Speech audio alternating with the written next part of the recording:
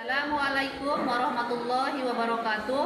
Kepada yang terhormat Bapak Ibu dosen penguji uji kinerja, perkenalkan nama saya Huria dengan NIM 25900549500107, mahasiswa guru tertentu tahun 2025 program studi geografi di LPTK Universitas Negeri Makassar. Pada hari ini saya akan melaksanakan praktik pembelajaran dalam penilaian uji kinerja di Madrasah Aliyah Darun Nasihin Inweran Gagata dengan materi faktor-faktor yang mempengaruhi sebaran flora dan fauna. Demikian perkenalan saya, sekian dan terima kasih. Selamat menyaksikan. Wassalamualaikum warahmatullahi wabarakatuh.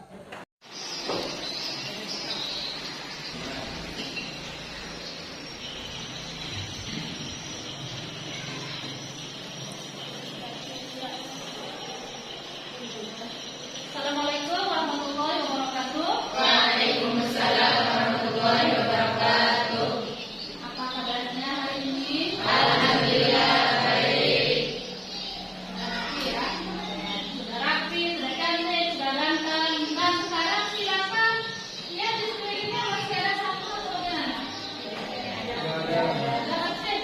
Ya. Nah, ini ya. Sebelum kita mulai pembelajaran, siswa-siswi dalam hal ini yang diberkati oleh Allah Subhanahu Wa Taala, semoga dalam keadaan sehat walafiat. Mudah-mudahan tetap semangat. Mudah-mudahan di pagi akhir hari ini kita semua tetap semangat, terutama di hari-hari belajar kita ya. Tidak setiap hari semakin bertambah padat, tetapi itu semua adalah demi meraih cita-cita mulia kita. Amin ya rabbal alamin. Oke, baik. Siapa yang tidak hadir pada pagi hari ini? Oke, sambil menyebutkan kehadirannya, silakan mengangkat tangan dan menyebutkan kata hadir.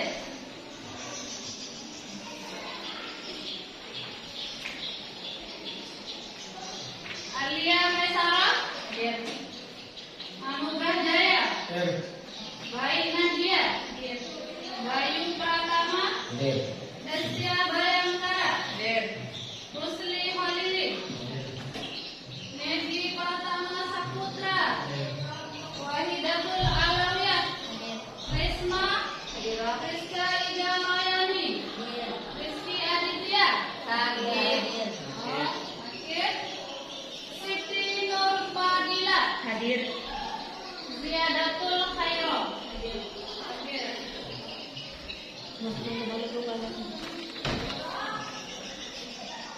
Baik anak-anakku, mungkin yang hari ini sedang tidak bisa hadir atau mungkin sedang ada kegiatan yang lainnya, dan insya Allah sama-sama mungkin untuk kebaikan kita semua.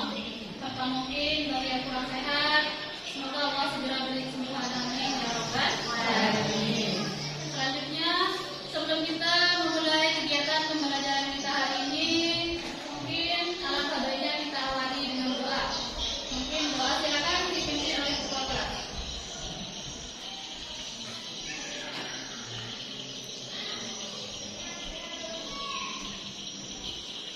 Baiklah teman-teman, sebelum kita lanjutkan belajar kita pada pagi hari ini, marilah kita sama-sama berdoa kepada Allah Subhanahu wa taala. Siap berdoa dari Bismillahirrahmanirrahim. Allahumma inna nas'aluka an tusalli wa tusallim ala sayyidina Muhammadin wa ala ashabihi al-anbiya'i wal mursalin wa ala alihi wa sahbihi ajma'in wa an tu'amira rahmatallahi wa rahmatallahi ila yaumiddin wa an tansurana wa taftaha alaina wa tarzuqana wa tahfazana wa la tu'rana wa li jami'il muslimin ya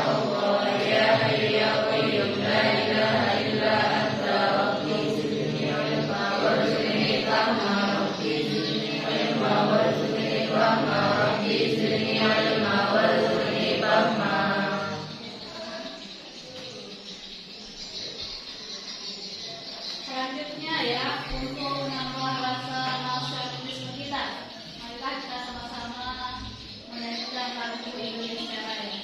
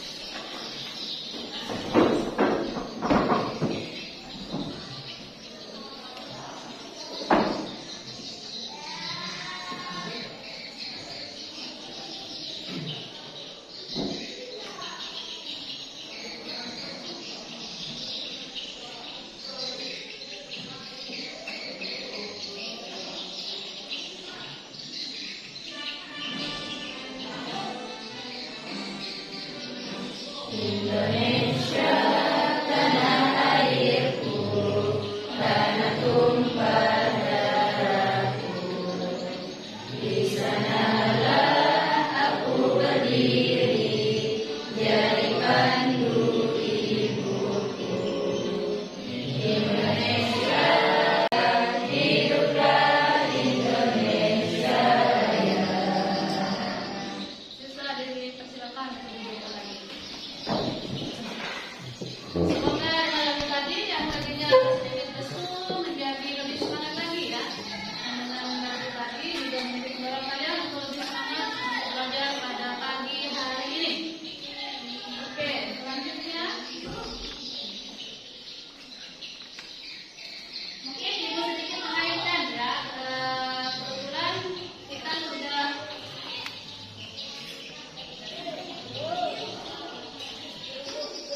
Kebetulan kita sudah libur panjang kemarin ya. Mungkin kalian ingat kembali kemarin apakah ada yang sedang ke pantai, ada yang berkunjung ataupun ke daerah-daerah lainnya ya. Mungkin kalian bisa saksikan jenis tumbuhan atau hewan-hewan yang berbeda di tempat tersebut ya. Coba sekarang ibu tanya, yang sedang pantai siapa? Angkat tangan. Siapa? Ya, dia coba. Kalau dari jenis hewannya apa saja dia?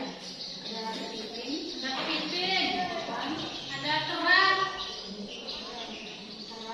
Terus kalau dari segi tanamannya, ada tumbuhannya. Ada pohon kelapa, pohon ketapang. Nah, dan sejenis rumput lautnya. Selanjutnya yang sebelah kiri ini. Coba, apa saja yang ada di gunung dari segi binatang, dari segi hewan ataupun tumbuhannya? Dari segi tumbuhan ada pohon pinus, ada juga pohon cemara. Ya, ada pohon pinus dan juga cemara. Oke, baik. Pada pagi hari ini kita akan belajar materi yang sangat menarik ya. Tapi pada hari ini kita akan lebih mendalami lagi. Yang mana materi kita adalah tentang faktor-faktor persebaran flora dan fauna. Pagi hari ini kita akan belajar menggunakan model pembelajaran program based learning. Kita akan belajar menggunakan masalah dan mencari penyelesaiannya menggunakan metode diskusi kelompok. Dengan model PBL dan diskusi kelompok ini, Ibu akan membagi kalian menjadi 4 kelompok yang nanti masing-masing akan terdiri dari 3 murid. Tujuannya adalah agar kalian lebih berkolaborasi, berkomunikasi, serta mampu tampil dengan percaya diri. Nah, kira-kira kenapa sih kita harus mempelajari faktor-faktor sebaran flora dan fauna? Oke, yang pertama tujuannya adalah dengan kita mengetahui persebaran flora dan fauna, kita bisa ketahui pertama sebagai siswa-siswi tentunya kita bisa menghargai ciptaan Allah Subhanahu wa Ta'ala. Yang mana flora dan fauna ini memiliki banyak sekali keunikan. Tentunya kita sebagai manusia sangat terbantukan dalam hal apapun, baik itu dari segi konsumsi, dari segi keindahan dan sirkulasi kehidupan yang lainnya. Jadi seperti itu ya.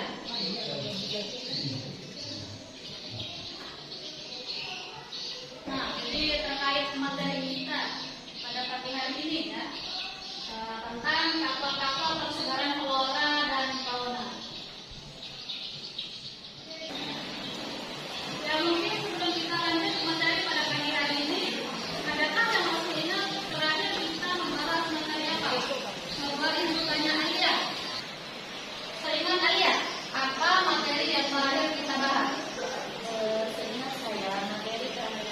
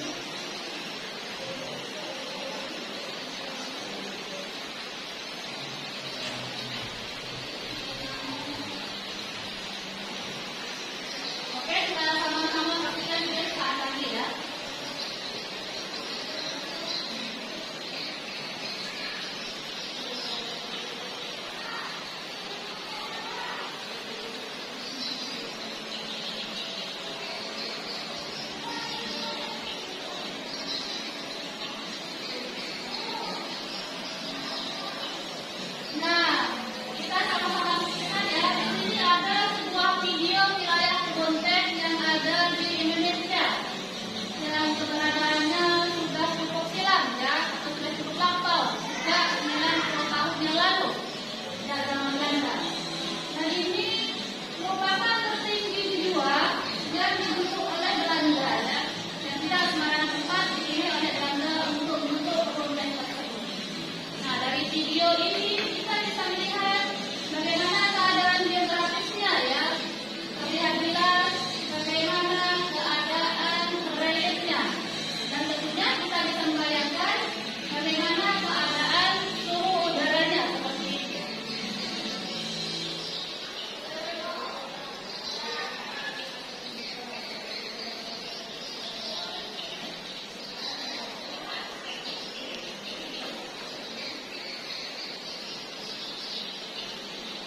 Nah, selanjutnya ya kita saksikan, mungkin kita akan saksikan video yang kedua ya. Tapi mungkin sebelum kita ke video yang kedua, Ibu ingin salah satu murid atau dua murid bergantian menanggapi terkait materi kita pada pagi hari ini. Mungkin Ibu coba siapa ya? Oh, Ibu coba Risma. Coba Risma berikan tanggapan terkait video yang sudah kamu saksikan tadi. Kira-kira tadi Risma melihat ada hal apa yang terkait dengan keadaan geografi. Coba Risma.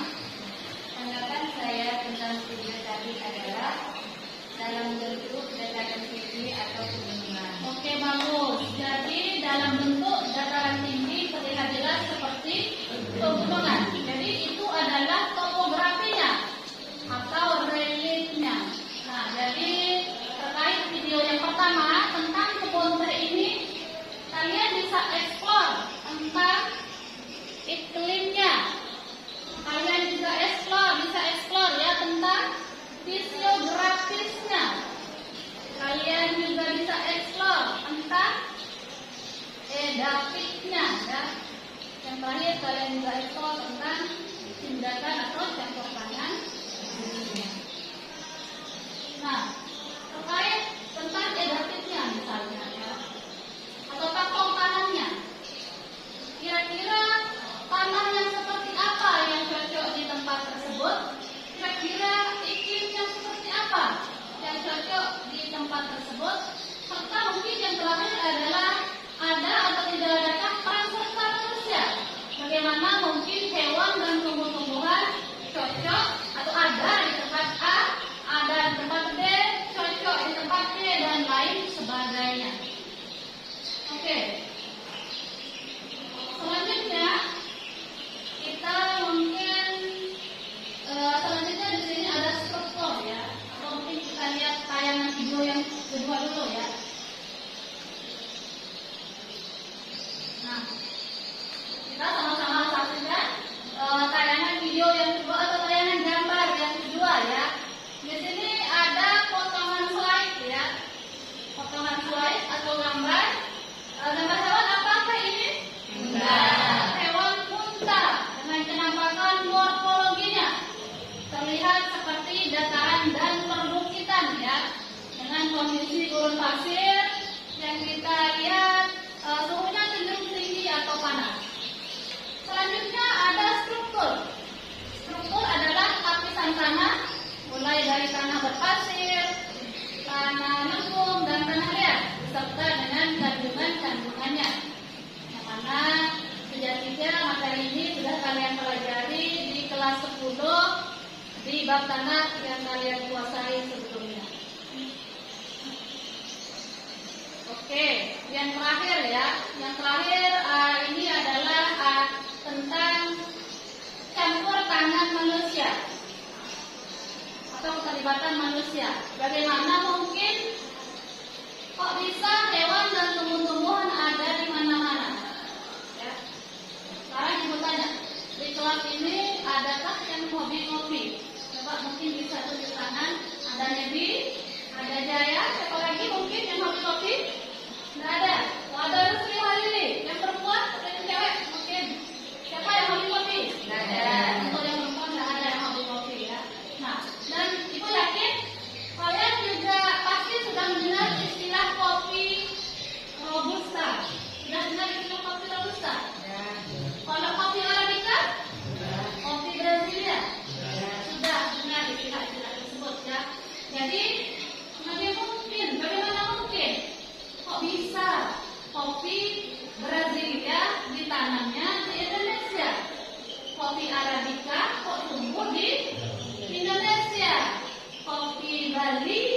ditanamkannya di Bandung.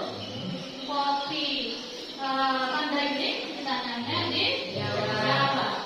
Bagaimana itu semua bisa terjadi? Bagaimana campur tangan manusia atau tindakan manusia? Ternyata banyak hal yang bisa dilakukan oleh manusia terkait penyebaran flora dan fauna. Salah satunya adalah tentang kebun teh terkait dengan kalau kebun pun fauna flora terkait dengan faunanya atau apa? Terkait dengan floranya. Oke.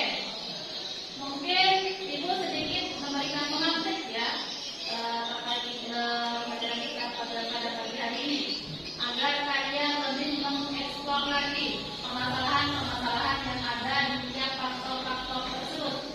Nah, nanti Ibu akan membagi kalian menjadi 4 kelompok, yang mana masing-masing kelompok terdiri dari 3 orang murid. Ya, kita mulai dari kelompok yang pertama. Nah, jadi kelompok pertama berdasarkan faktor klimatiknya ya, terdiri dari di sini ada Rusli Holili ya, ada Destia Bayangkara dan Rizka Ida Royani. Coba nama-nama yang ada di sini tunjuk tangan. Ya, semuanya hadir.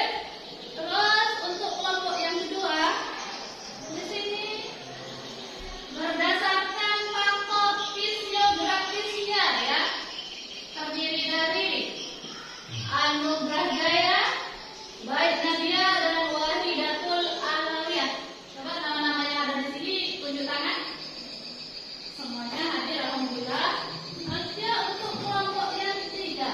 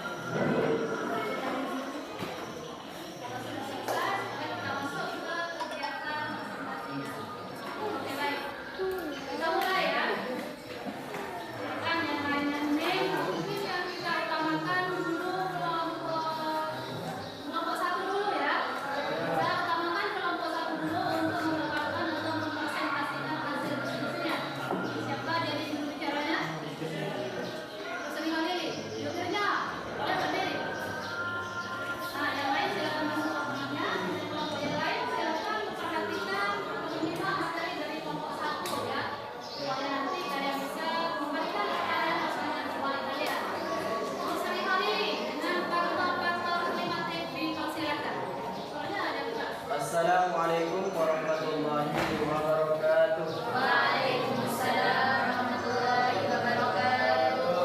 Terima kasih kami ucapkan atas kesempatan ini untuk melakukan presentasi dari hasil diskusi kami. Untuk yang pertama, kita akan membahas tentang iklim atau klimatik yang ada di pegunungan teh yang tadi sudah diperhatikan. Untuk suhu udara dingin atau sejuk dari 13 sampai 25 derajat Celcius, kelembabannya 70% sampai 60%. Derajat keasaman pH tanah dibutuhkan antara 4,5 sampai 5,5. Untuk curah hujan kurang dari 60 mm per minggu, menyebabkan unsur hara yang diberikan pada tanaman teh belum dapat terurai dengan sempurna sehingga memperlambat pertumbuhan.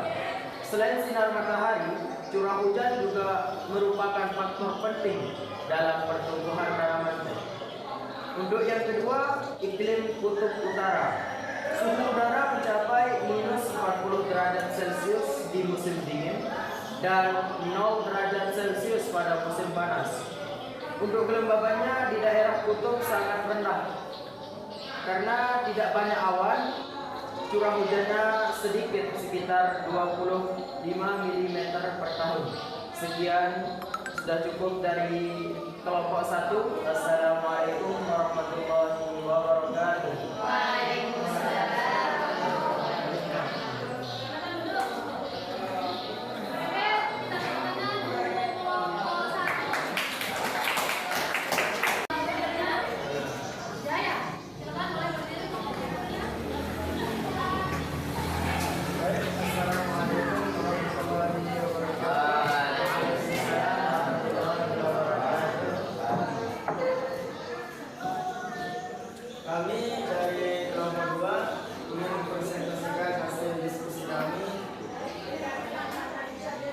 tentang faktor topografi fenomena pada perkebunan teh.